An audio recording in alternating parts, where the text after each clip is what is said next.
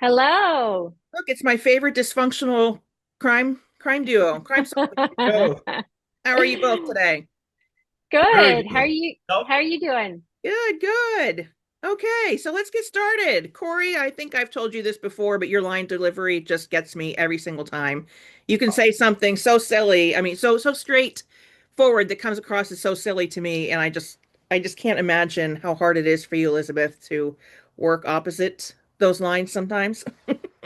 It's funny. Corey's obviously brilliant, but it's not hard because when I'm playing the character, she's so used to this that she's just like, okay, what's your theory about this and whatever, like some crazy uh insane theory. So I think she is very good and in that I've become very good at not cracking up because there's so many times that there's just nonsense coming out of his character's mouth. I think a great example of that is when we're looking at the murder board. This is in season three, and we're talking about his posture. And you're like, you know what that means, right? And we're both saying at the same time, and you say that he's in the military, and we're like, he's a mime. You know what I mean? He's a mime. We might be dealing with a murderous mime, you know? Mime. And then you Yeah, say something, and then I talk about we couldn't be in the military because they have don't talk, don't tell. You know what I mean? Like it just gets it all backed up instead of don't ask, don't tell. It's yes. don't tell Talk. because That's like that's why he's a yeah, mime. Yeah. yeah. It's just we're just so stupid. Oh, funny. Sorry. Good Okay. news is, Corey, that Mike gets a little bit of character development this season. Yeah. He Yeah. kind of gets a little, not darker, but I guess deeper is the right word.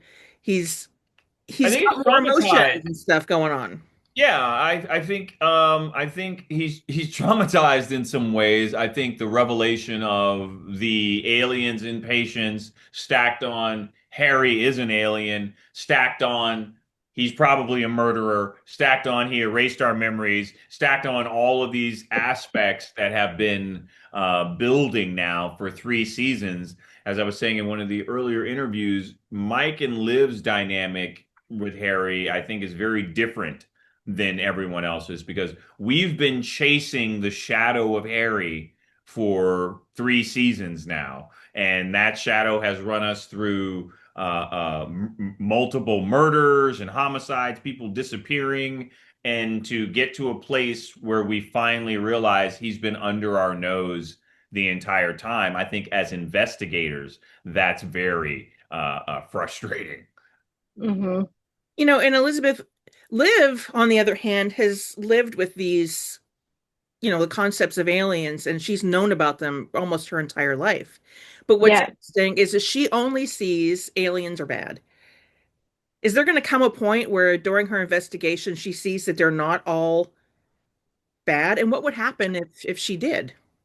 I don't know that Liv thinks all aliens are bad. No? I think no. I think she's curious enough to wonder because she knows about all these different types of aliens. She knows that there's several different kinds, different species, and she's so curious about it. So I don't. I mean, I think she sort of fears the sort of awesome, sort of supernatural seeming world uh, of aliens, but she's believed it for so long. I think she has a healthy respect for the power that they most likely wield, but I think she also wants to get to know them because she's so interested by them. Why have I missed that? I'm thinking back to the story, and it never dawns on me that she's interested in getting to know them as much as from an investigating side that she wants to track them down and stop what they're doing, which in some cases good, obviously.